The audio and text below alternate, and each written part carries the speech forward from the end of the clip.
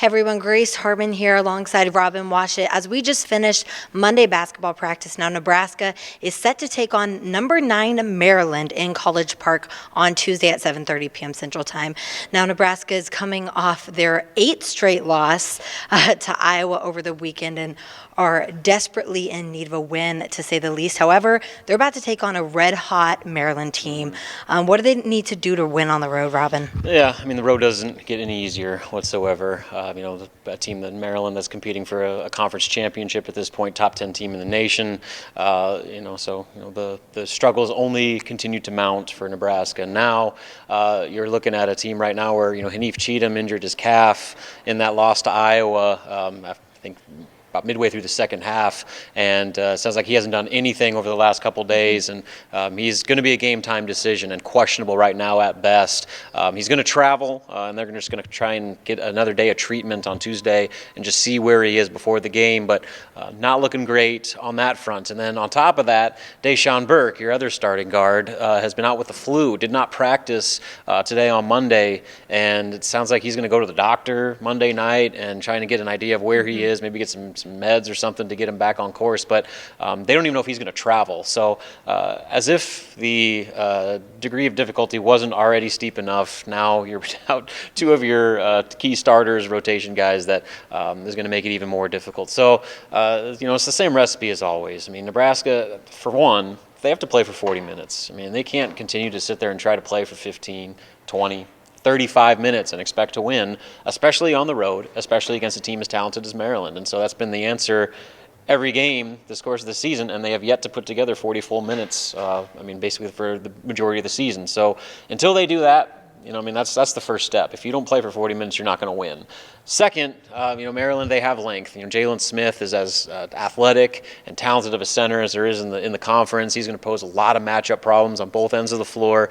And for a team that ranks dead last in the college basketball and getting their shot blocked, it's a bad situation. So they got to be smart with the basketball and how they attack the paint. You got to hit three-point shots. You got to be aggressive and assertive defensively to challenge shots on the perimeter and make sure Jalen Smith doesn't have his way with you on side.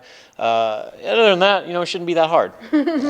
All right. Well, somebody that stepped up in the loss to Iowa was Jervay Green. He's kind of working his way back into the rotation. Do you see him as a possible replacement for Cheatham or Burke? Yeah, I do. If either one of those guys doesn't play, I think he's the natural pick to slot back into the starting lineup. Remember, he started the first 9 games of the season before that suspension, before the December Big Ten games. And so that was maybe the only silver lining from that Iowa game, was in a game that there really wasn't much to feel good about.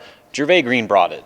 When they were down 15-2 right out of the gate, Hoiberg went to his bench right away, put Jervay in there, and his effort defensively created some turnovers, got the transition offense going. He was playing a great 2-man game with Cam Mack, and all of a sudden, Nebraska turned a 13-point deficit and cut it down to 4. And so it was a game for the first half, and there's a reason why it was still relatively within reach at halftime. And so without him, that game could have been a lot uglier. And so you really got to tip your hat to Jervay. This has been a rough season for him, on and off the court, with suspensions, with being just a did not play per coach's decision for a handful of other games. And for him to continue to stick with it and keep a positive attitude and, continue to bring that type of effort, I think it says a lot about kind of his growth as a player over the course of this season. So they're going to need him to be just like that, and they need everybody else to match that. If they can get the majority of that roster playing with that type of that fire and competitiveness, they'll at least have an opportunity to be in the game